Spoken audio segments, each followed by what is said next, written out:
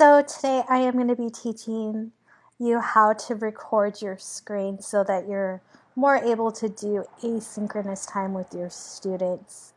So first what I'm going to do is I'm going to open up Zoom right here. And then I'm going to go New Meeting. And then what I'm going to do is I'm going to click Share Screen. And I'm going to click Desktop 1 so that it records all of my my screen. And then what you want to make sure is to share computer sound if you're going to be sharing a video or anything with someone. So the first thing I'm going to do is one of two things.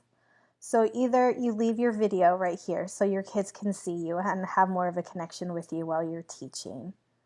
Or you can go right here where these three little dots are, click More, and you want to go Hide Video Panel. So that's if you don't want your students seeing you while you're teaching. Or you can go Show Video Panel and it shows your face.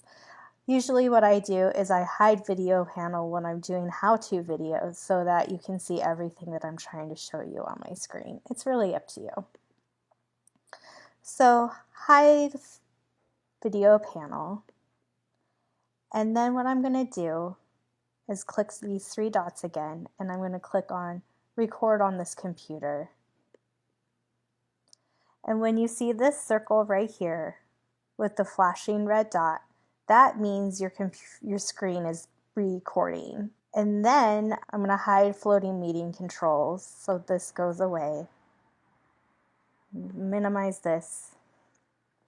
And now I'm going to open up Google Chrome right here. And I have my websites already preloaded of what I wanted to share with my students. So you can click on the video and watch the video with your kids and then talk about what's in the video. Or you can have like your Google slide and then present mode and then talk about the slide and interact with them and talk about what your expectations are for the slides. So let me exit out of here. And then when you are done sharing your screen and doing your recording, you're going to click on Escape, click Stop Share, and then you're going to click on Stop Recording. So once that is done, you're going to click right here where it says End Meeting for All. And now it's converting that video I just did as a MP4. So let's wait for this to load. Okay, so now here is the three things that it did. These two right here are audios of your recording. So if you just wanted to give your kids audio of your lesson, this could be right here. And this one that says Zoom_0 is the video. So right now is when I would rename the files so you don't get them lost. So right click, rename, how to record video. And then you can rename this one,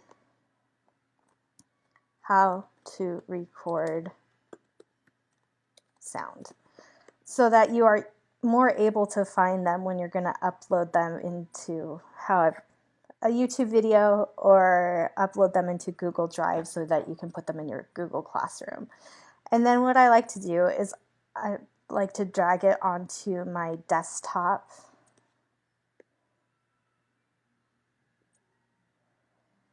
And so that I can find them quickly. So the audio and the video are a really good option because some kids are visual learners or sometimes they're verbal learners. So to have, I don't think this one works. So to have the audio or the video is a really good way to teach your students if it's not necessary to have that extra visual. Okay, and that is it. I hope you find that helpful. Let me know if you have any questions or if you need a different how-to video that I can help you with. Okay, bye.